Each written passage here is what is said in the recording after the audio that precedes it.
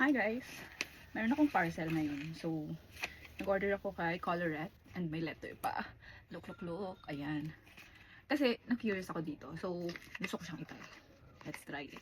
Binuksan ko na siya actually. Actually, mahilig ako sa mga face powder. Pero ang ginagamit ko is Maybelline. So, ito, na-curious ako. Wow, ang ganda. Look! Ayan, ganda.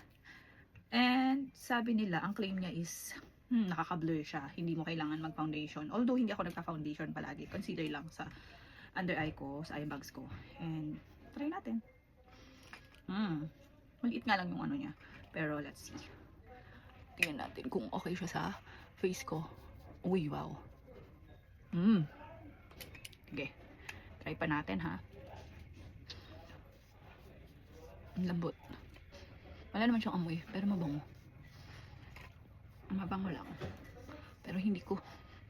Parang powder na ano. Uy. Look! Na-blur out niya kaagad. Kasi, tingnan mo, oily ako. Kagigising ko actually. Ngayon, oh. Look. Ganda. Gusto ko siya. Try natin ulit. Sa mga namumula kong, meron akong tagyawat dito, pero okay lang. Tapos, ayan, oh, nasunog na talsikan ng mantika. Tingnan na natin kung ma-blur out niya.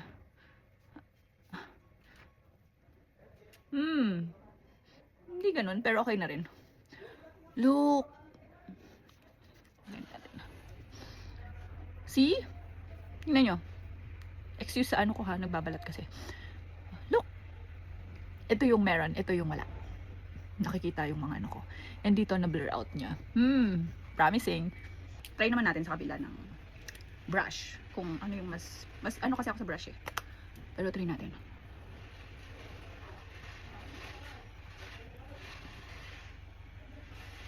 See? Parang mas prefer ko yung brush kasi na-spread ko siya ng mabuti. Ayan.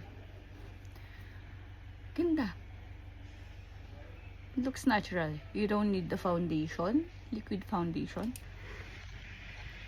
Ayan. Ito sa may natural lighting.